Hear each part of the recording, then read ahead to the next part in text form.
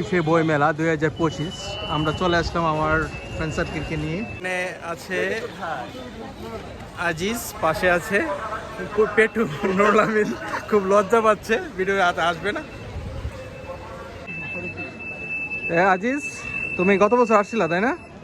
ফেব্রুয়ারি মাস বাসার মাস, তো বাসার মাসে প্রতি বছরই বইমেলা হয়, 21শে বইমেলা। তো আমি চলে আসলাম আমার দুই বন্ধুকে নিয়ে, আজিজ এবং নুরুল আমিন। তো প্রথমে আমরা ঢুকি বাংলা একাডেমিতে। বাংলা একাডেমির যে সবগুলা অসাধারণ সুন্দর করে গোছানো আছে।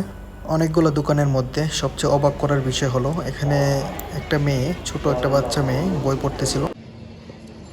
একটু বেশি সময়ে বন্দি শিবিরে আটকা পড়ে, তো সেখানেই তারা তাদের এবং তাদের পরিবার। এখানে আসি কেন এত ভিড়, তারপর এসে দেখি যে এক অন্ধ বোন বই পড়তেছে। এটা দেখে আসলে সবাই ভিড় করে, অল্প একটু জায়গা পরে। বাংলা একাডেমি ঘোরাঘুরি শেষ করার পর এখন যাব আমরা সোহরাওয়ার্দী উদ্যানে। প্রচুর মানুষ, তাই না? স্টলগুলো আমরা ঘুরে দেখবো, চলুন ঘুরে আসি। বিকাল 4টার আলোচনা অনুষ্ঠান এবং সন্ধ্যার সাংস্কৃতিক অনুষ্ঠানে সাদর আমন্ত্রণ জানিয়ে রাখছি। ভেরি গুড, আমার লাগে রাখিস, লেখলা খেলে ঢুকতে ঢুকতে পরিশ্রম হয়েছে।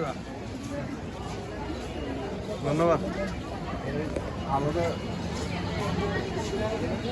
এই কমায় খাইস মোটু।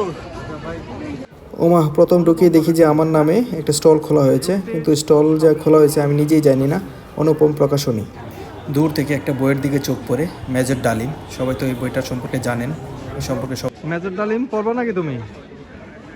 আমার বন্ধু এই বইটার প্রতি আগ্রহ দেখাইছে, দেখা যাক কিনতে পারে কিনা। ভিন্ন ধরনের একটা জিনিস চোখে পড়লো, জিনিসটা হলো খাবারের হোটেল। অনেকগুলো খাবারের হোটেল বসছে এখানে, অনেক দাম, প্রাইস আসলে আকাশচুম্বী। তো আমরা কিছু কিনতে পারি নাই। সবগুলো খাবারের দোকানের মধ্যে একটা দোকান চোখে পড়লো, যেটার মধ্যে প্রতি গ্রাম 99 পয়সা।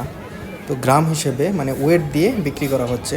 দেখুন অনেকগুলা দোকান, আসলে বেচা কেনা ভালোই হচ্ছে। তো এবারের বইমেলাতে এসে অনেক কিছু নতুন নতুন অনেক কিছু দেখলাম, খুব ভালো লাগলো। বন্ধুদের সাথে আসলাম। আসলে মানুষ ওইরকম ছিল না, ছুটির দিন অনুযায়ী মানুষ আরও বেশি হওয়ার কথা ছিল। ওইরকম মানুষ দেখতে পাই না, মানুষের সরগম দেখতে পাই না। তো সন্ধ্যার পরে আশা করি মানুষ বাড়বে। তো খুব ভালো লাগলো, ধন্যবাদ সবাইকে।